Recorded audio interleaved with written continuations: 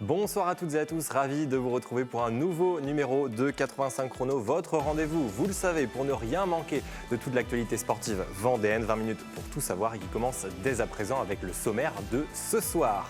En basket, enjeu de taille pour le Vendée Chaland Basket, victoire impérative face à Toulouse pour éviter la poule descendante de National 1. Du football en National 3, les Sables FCOC face à la réserve des Chamois Niortais, objectif signé pour la première fois de la saison, une deuxième victoire de rang en championnat. En rugby, duel âprement disputé entre le FC Lyonnais et Mérignac en fédéral 2, vous le verrez.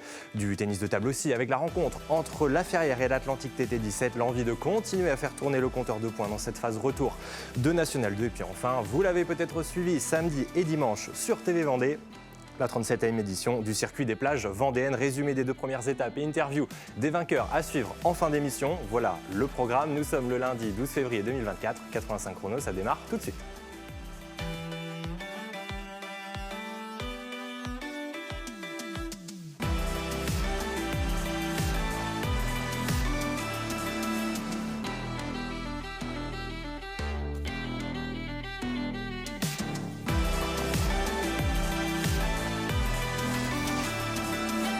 Et je vous propose de démarrer cette émission avec ce qui a été l'une des performances du week-end. Nous vous en parlions jeudi dernier dans 85 chrono. Deux Vendéens étaient en lice au championnat d'Europe de karaté. Ça se passait à Tbilissi, capitale de la Géorgie. Et le week-end a souri à Tom Courtois, à droite de l'image. À 17 ans, le karatéka du Fontenay Karaté Shotokan décroche la 3e place en kata. Et puis à gauche, en revanche, pas de podium pour Sacha Viel, vice-championne d'Europe en titre. La licenciée de l'école luçonnaise de karaté décroche tout de même une belle 5e place. C'était en combat chez les juniors. Une partie de la saison du Vendée Chaland Basket se jouait à Michel-Vrignot vendredi soir avec la réception du Stade Toulousain, 25e et avant-dernière journée de la première phase de National 1. Chaland doit gagner pour s'assurer de terminer entre la 5e et la 10e place et ainsi éviter la poule descendante. L'enjeu est bien là, mais les joueurs de Sébastien Lambert n'y sont pas. En ce début de rencontre, le Stade Toulousain mène les débats et inflige un 10-0 au Vendée en à peine 2 minutes. Samir Megdad et Vladimir Ilic matérialisent l'adresse des visiteurs. En bon capitaine du VCB, Patrick Clarence débloque le compteur de son équipe et lance le diesel chalandais. Les Vendéens relèvent la tête, mais Toulouse reste devant à la fin du premier quart-temps, 23-14. L'entame du deuxième quart est aux antipodes du premier. C'est cette fois le VCB qui inflige 10 points consécutifs aux visiteurs. Les Chalandais règlent leur défense et la partie se rééquilibre. Le Stade Toulousain reste devant, mais d'une courte tête. À la mi-temps, 31-29, les Rouges et Blancs vont confirmer leur dynamique d'avant la pause et prendre les devants. Porté par Ratchat Davis, de nouveau brillant vendredi soir avec 13 points inscrits en 10 minutes. Vous le voyez ici, le Vendée Chaland Basket revient à hauteur et dépasse Léo Garonnais. La défense vendéenne serre la vis. Plus 10 pour le VCB à la fin du troisième quart-temps. 50-42 au tableau d'affichage. Dans une fin de match globale maîtrisé malgré une petite frayeur dans le Money Time. Chaland s'en sort et peut souffler. Victoire 71-64. 3 jours après la défaite dans le derby face au Sablais, les hommes de Sébastien Lambert retrouvent le chemin de la victoire et peuvent toujours croire aux play-offs. Réaction des deux entraîneurs avec Thibaut Grasset. Ce que je vais retenir ce soir au-delà du début de match, c'est qu'on a su se remettre la tête à l'endroit défensivement. Après un début de match compliqué puisqu'on prend un 10-0 en 2 minutes. Si on retire ces 2 minutes-là, je vais retenir qu'on a pris 54 points en 38 minutes. On est resté solide défensivement. On fait un gros match défensif sur Nikolic et Ilic, qui étaient quand même de gros joueurs en face. Donc voilà, on a respecté notre plan de jeu à partir de la 38, pas à partir de la 38e, à partir de la 2e. On a une entame un petit peu compliquée, mais je pense que ce soir, ce qui est important, c'est qu'on ait fait le job défensivement. Voilà. Je dirais qu'on a fait un premier quart-temps quasiment parfait, avec de l'adresse, on fait bouger le ballon. Après, ils ont changé de défense aussi et ils ont commencé à switcher défensivement, à être à peu intérieur. Donc on a eu du mal à continuer à garder ce mouvement de balle. Et même défensivement, ils sont montés d'un cran. C'est difficile de gagner à Chaland, c'est une salle qui est pénible. Bon, au-delà de là, on est déçus d'avoir perdu. On est un peu soulagé aussi par rapport aux résultats qui nous sont favorables, qui nous permettent de rester en pool middle où on a quand même 4 victoires. Donc voilà, on va se reposer parce qu'on a un gros événement nous vendredi. On reçoit Chartres, se remettre au travail parce que voilà, il y a la saison est trop longue, mais on va dire c'est important d'avoir aussi des résultats en notre faveur et Chalon a été meilleur ce soir. Contrat rempli, en tout cas pour les Chalandais qui sont assurés de terminer au moins à la 10e place, synonyme de groupe B. Les playoffs restent donc possibles au classement. Vous le voyez, le groupe de Sébastien Lambert gagne 2 places et est en 8e position. Dernier match vendredi à Vitré. Un succès conjugué aux défaites de Rueil-Malmaison, Rennes et Loun-Plage pourrait envoyer le VCB à la 5e place et donc dans le groupe A. À suivre donc. Et puis toujours avec ce classement, dans l'autre match qui nous intéressait, le déplacement des Sables Vendée Basket sur le parquet du Dauphin Chartres. Les Sablés ont subi la loi du plus fort et s'inclinent très largement 90-56. Les hommes de Denis Métais se maintiennent en 12e position.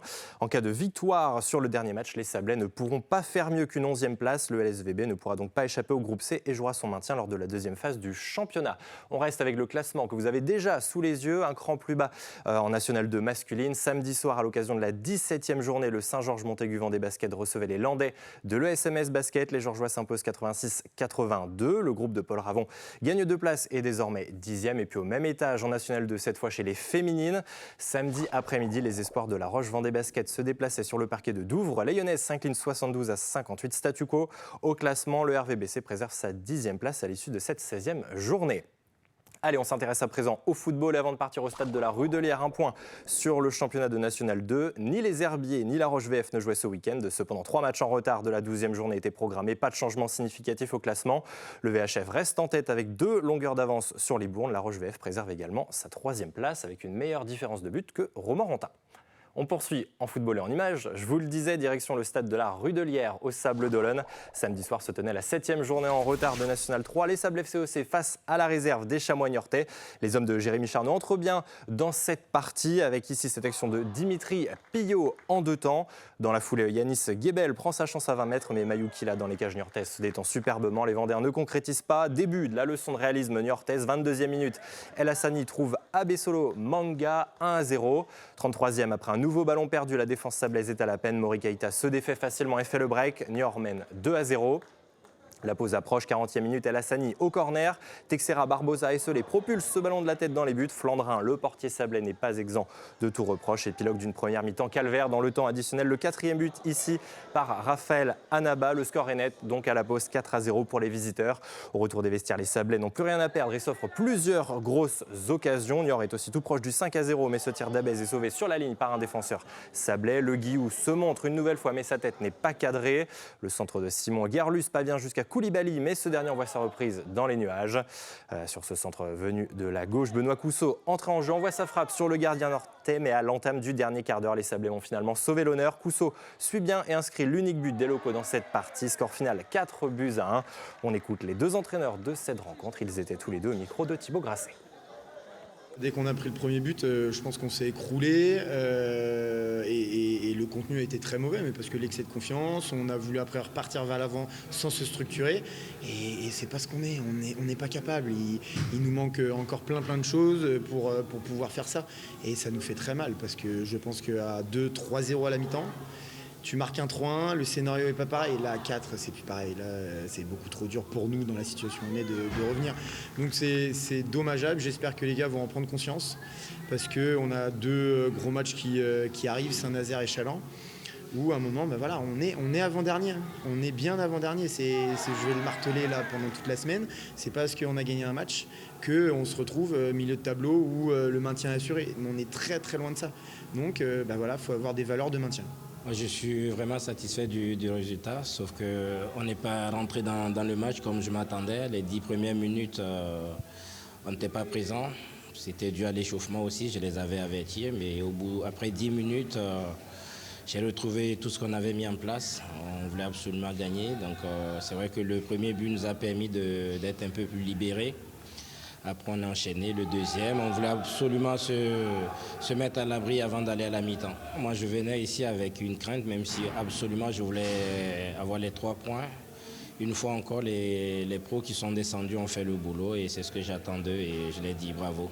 Une 10e défaite de la saison donc pour les Sables FCOC, mais pas de changement au classement. Les Sablais restent 13e et avant-dernier de leur groupe. Le Vendée Fontenay Foot poursuit sa belle série après sa victoire à 1-0 à domicile face à Saint-Philbert. 7e match consécutif sans défaite, Fontenay reste 6e. Samedi soir également, Chaland et la réserve du Stade Lavallois se quittent sur un match nul de partout. Les joueurs de Nicolas Lemété glissent d'une place en 10e position. Sans avoir joué ce week-end, la Châtaigneraie reste 11e en premier relégable et puis tout en haut du classement. Vous le voyez, le Vendée Poirier Foot préserve sa 2e place. Un dernier résultat football avec le classement de la D3 féminine en déplacement dans le Finistère hier dimanche après-midi. La Roche-ESO ramène le point du nul, un partout face au Stade Brestois 29 à l'occasion de cette 6e journée qui était disputée en retard. Les Vendéennes doublent Rennes au classement et sont désormais 2e à 5 points de Saint-Malo. C'est l'heure à présent d'ouvrir la page rugby de ce 85 chrono pour la 15e journée de Fédéral 2. Le FC Lyonnais était opposé à Mérignac. Ça se passait hier après-midi au stade Henri-Desgranges à La Roche-sur-Yon. La première période de cette rencontre se résume à plusieurs coups de pied entre les perches de part et d'autre. Une pénalité tout d'abord de chaque côté, 3 partout. Les Rouges et Blancs vont ensuite prendre de l'avance avec 3 pénalités converties, 12-3. Mérignac boucle ses 40 premières minutes avec une dernière pénalité, 12-6 au tableau d'affichage à la pause. Changement de physionomie en seconde période. Les Girondins qui jouent désormais le vent dans le dos mettent la main sur la rencontre. En sortie de mêlée, Mérignac décale le jeu sur le flanc gauche. Le ballon parvient jusqu'à Gaillan qui file inscrire le premier essai de la rencontre. Et c'est transformé. Les visiteurs passent devant 13-12.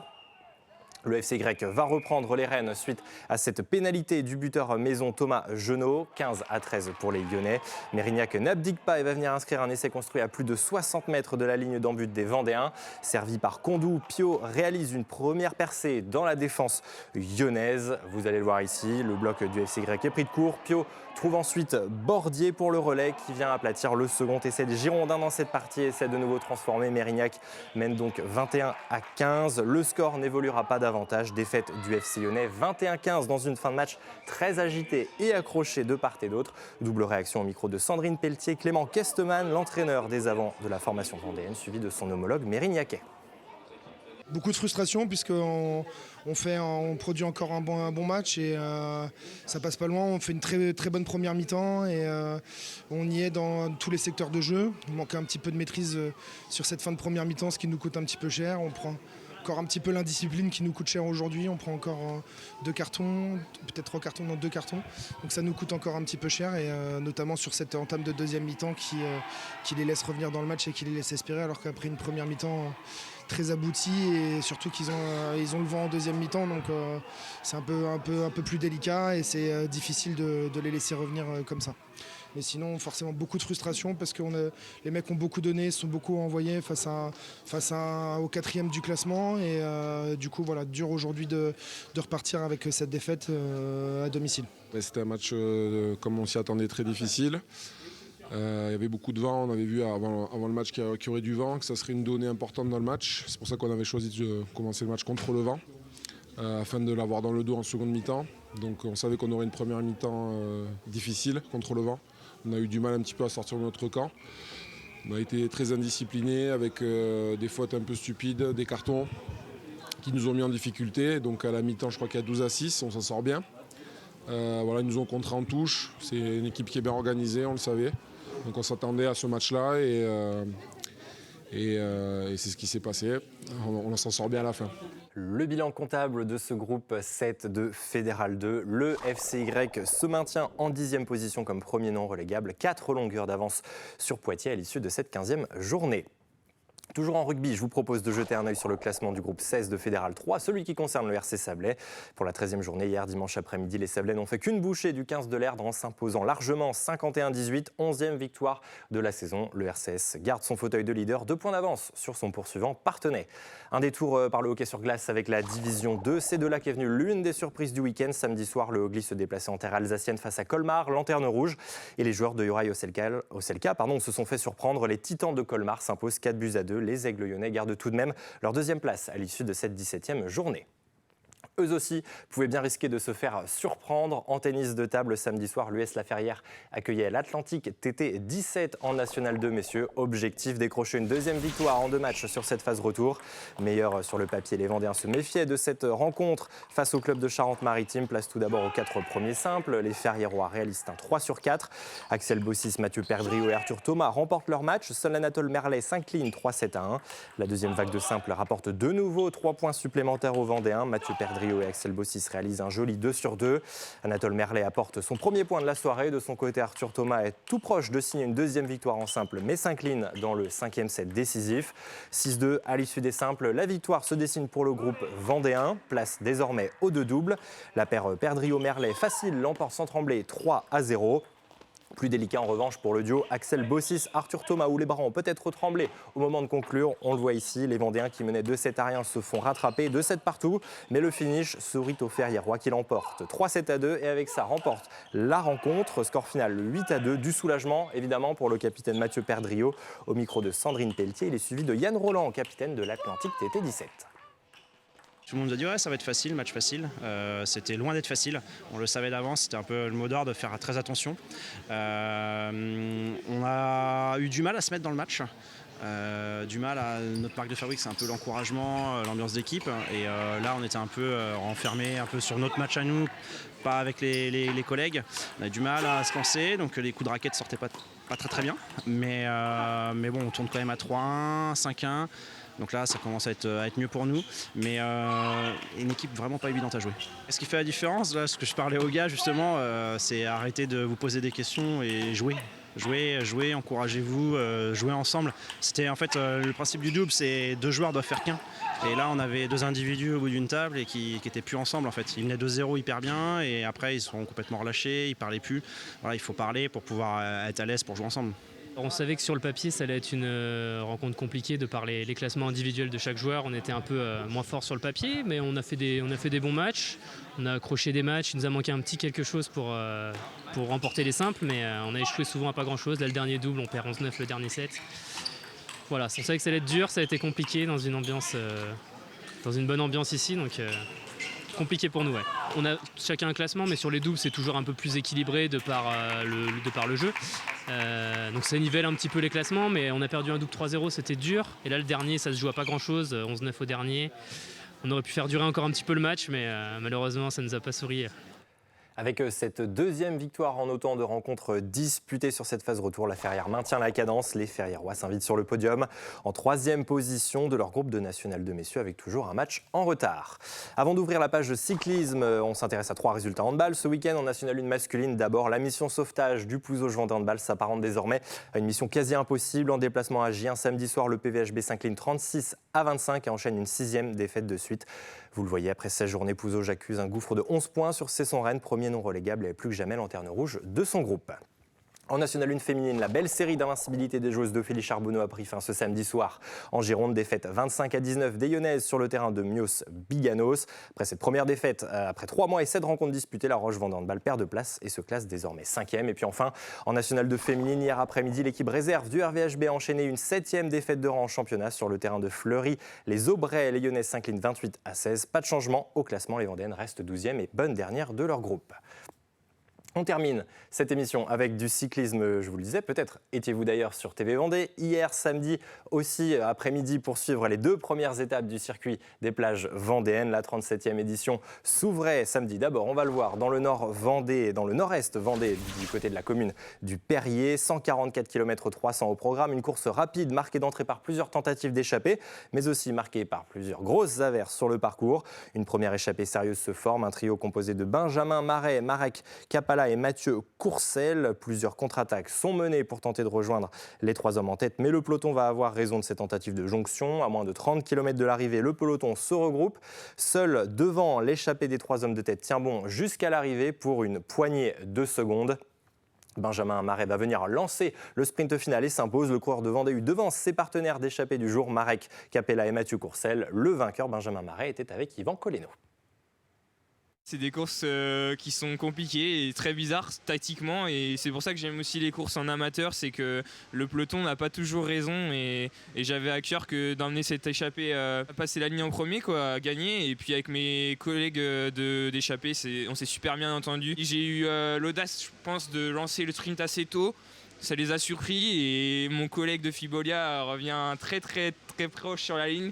J'ai eu du mal à croire que j'avais gagné parce que même moi je ne savais pas. Ça s'est bien passé, j'aurais pas gagné, je pense que je me serais dit t'as lancé trop tôt. Mais bon, ça a marché, donc je suis content. Le lendemain, c'était hier, dimanche après-midi. Pas de repos pour les 22 équipes du peloton. Direction la deuxième étape autour de Montaigu-Vendée pour un peu plus de 170 km, la plus longue des 4 épreuves de ce circuit des plages vendéennes. Début de course et départ assez tonitruant avec de nombreuses attaques. Un premier groupe qui se détache en avant du peloton. Une première chute aussi à 70 km de l'arrivée, on l'a vu, dont est victime Tanguy Floch-Prigent pour le Vendée U.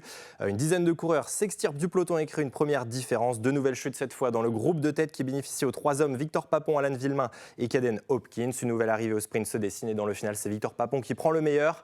11e sur la première étape, le coureur du Paris Cycliste Olympique s'impose devant Hopkins et son coéquipier Alan Villemain. Première victoire en élite nationale pour Victor Papon, nouveau leader du général. On l'écoute avec Yvan Collineau. C'était une très belle étape, très usante.